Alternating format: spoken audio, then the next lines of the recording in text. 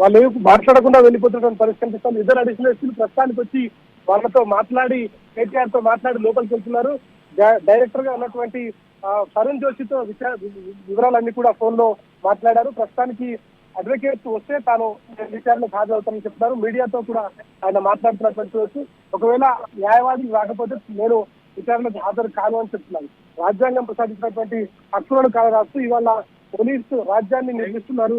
ఇవాళ కాంగ్రెస్ ప్రభుత్వంలో ఈరోజు కేసులో విచారణకు హాజరు కావాలంటే నోటీసులు ఇవ్వడం, ఆయన ఇవాళ విచారణకు వస్తానని చెప్పడంతో పాటు ఇంకా ఈ విచారణలో భాగంగా న్యాయవాద సమక్షంలో విచారణ చేపిస్తామని చెప్పినప్పటికీ కనీసం వాళ్ళు దీనికి సంబంధించి ఎట్లాంటి ఇష్యూకు సంబంధించి ఎట్లాంటి వ్యవహారం కావాలని ఆలోచిస్తుంది.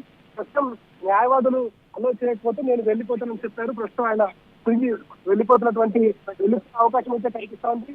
న్యాయవాదులు అలో చేయకపోతే ప్రస్తుతం మాట్లాడుతున్నారు.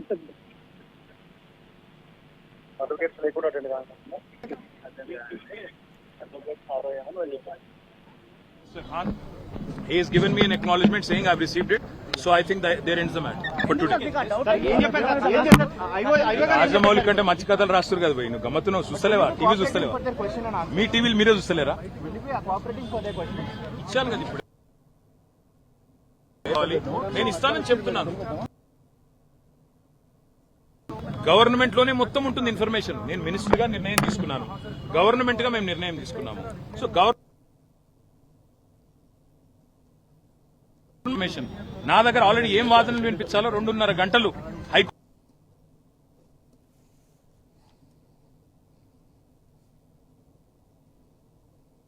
నేను వచ్చాను. ఇప్పుడు కూడా నేనేమంటున్నాను, ఐఎమ్ గోయింగ్ టు మీరు రావడానికి వీల్లేదు, మీరు ఇక్కడ నుంచి ఒకరే రావాలి.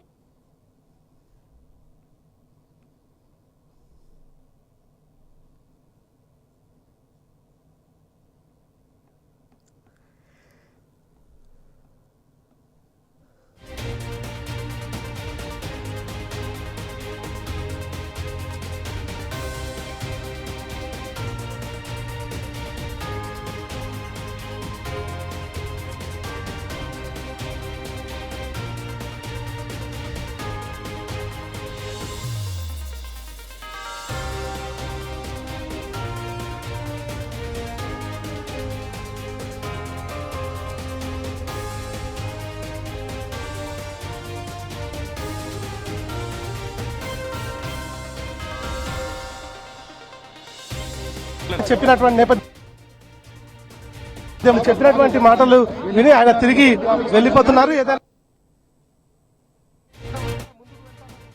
రాజ్యంతో రేవంత్ రెడ్డి చేసేటువంటి అన్ని పనులను అడ్డుకుంటాం, న్యాయస్థానాల ద్వారా మాకు న్యాయం జరుగుతున్నటువంటి నమ్మకం ఉంది కాబట్టి నాకు ఇప్పటికే హైకోర్టుకు సంబంధించినటువంటి ఇష్యూ కూడా ఉంది కాబట్టి హైకోర్టు చెప్పినటువంటి నేపథ్యంలో దాన్ని గౌరవించి ఇక్కడికి రావడం జరిగింది. ఈ నేపథ్యంలోనే లోపలికి న్యాయవాదులను అలో చేస్తామని చెప్పారు. కానీ న్యాయవాదులను అలో చేయకపోవడంతో నేను తిరిగి వెళ్ళిపోతున్నానని చెప్తున్నారు. ప్రస్తుతం కేటీఆర్ తిరిగి వెళ్ళిపోతున్నటువంటి వీడియోస్ మనం చూడొచ్చు.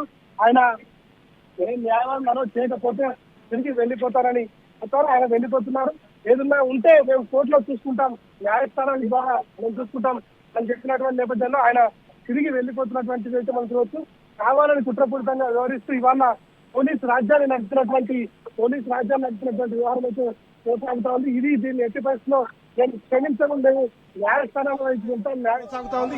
దీన్ని ఎట్టి పరిస్థితిలో మేము క్షమించము, మేము న్యాయస్థానాల వైపు వెళ్తాం. న్యాయస్థానంలో మాకు న్యాయం జరుగుతున్నటువంటి నమ్మకం ఉంది కాబట్టి ఖచ్చితంగా దాన్ని న్యాయం జరిగేంత వరకు మేము వ్యవహారాన్ని న్యాయం జరిగేంత వరకు మేము దీనికి సంబంధించి పోరాడుతూనే ఉంటామని చెప్తున్నారు. ప్రస్తుతం ఆయన తిరిగి వెళ్లిపోతున్నటువంటి విజువల్స్ అయితే మనం చూసుకోవచ్చు.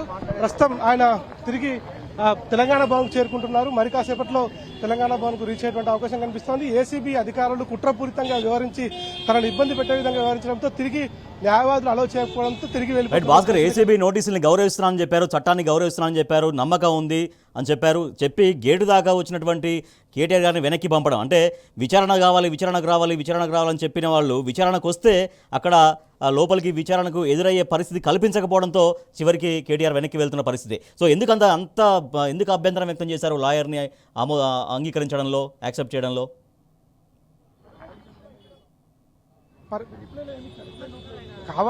కావాలనే దీన్ని ఇబ్బంది పెట్టే విధంగా వివరించారు. వాళ్ళంతా కూడా దీన్ని ఇబ్బంది పెట్టి కేటీఆర్ ను బదనాయించారు. ప్రస్తుతం న్యాయవాది మాట్లాడుతున్నారు, ఒకసారి చూద్దాం.